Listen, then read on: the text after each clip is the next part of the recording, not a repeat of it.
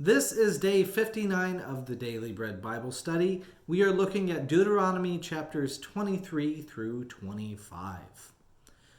Moses, continuing on in his monologue in Deuteronomy, then mentions some other rules, and I'll just gloss over them here in chapter 23.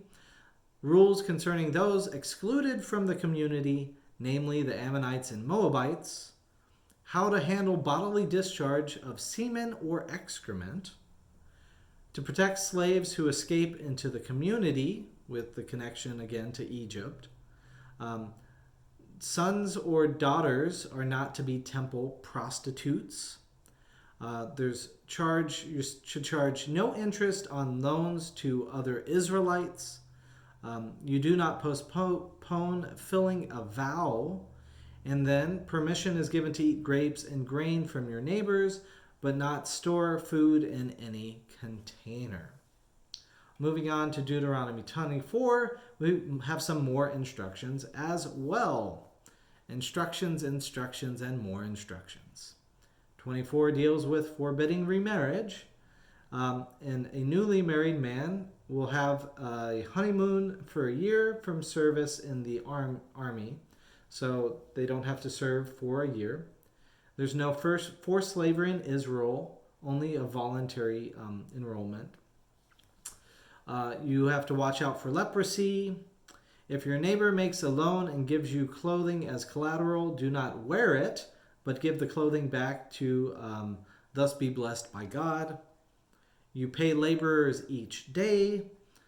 Parents and children will not be put to death for the sins of the other.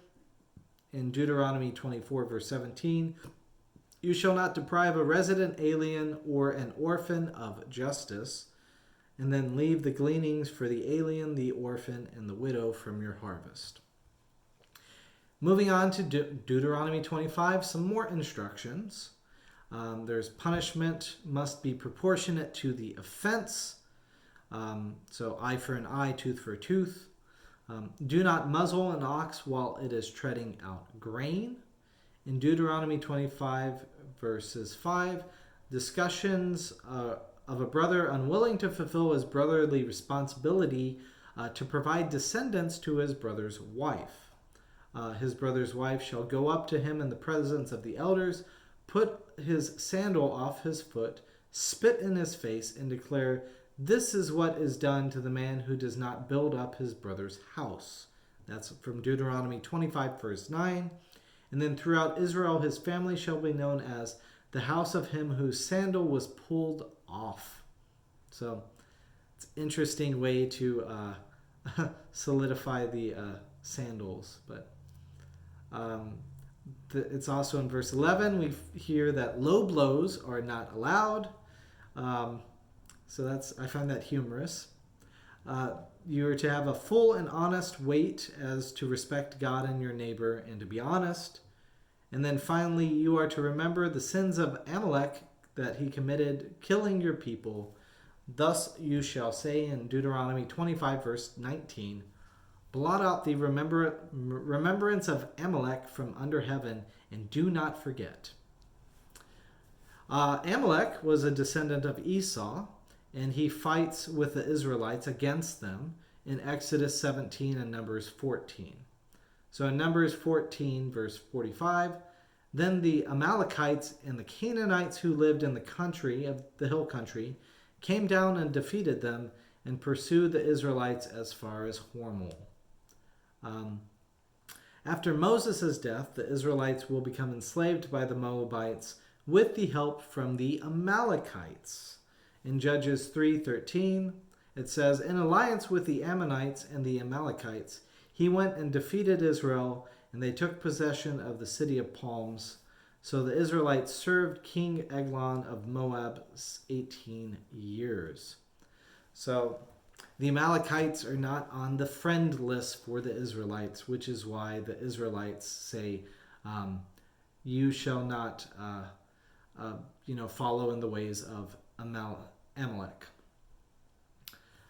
From a narrative standpoint here, Deuteronomy's call to remember the sins of Amalek seems to reference Numbers 14 encounter but not really the Exodus 17.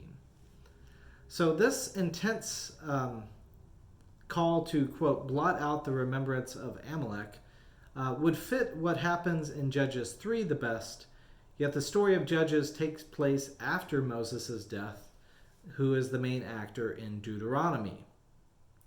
So here it's, the challenge is writing about something that happens after Moses' death, an anachronism. It's something that's out of place in the timeline. So I feel like we have to address the timeline a little bit.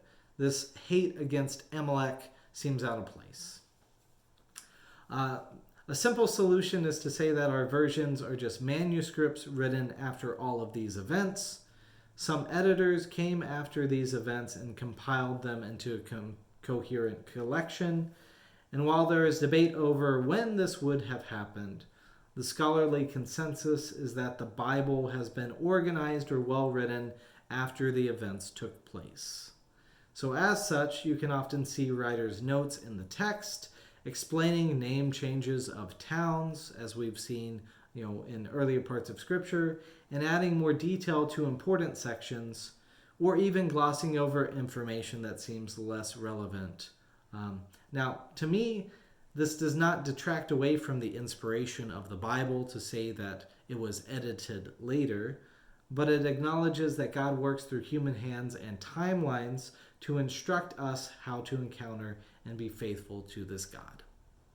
So, how is it that you believe human inspiration, fits with God's inspiration in the writing of these texts?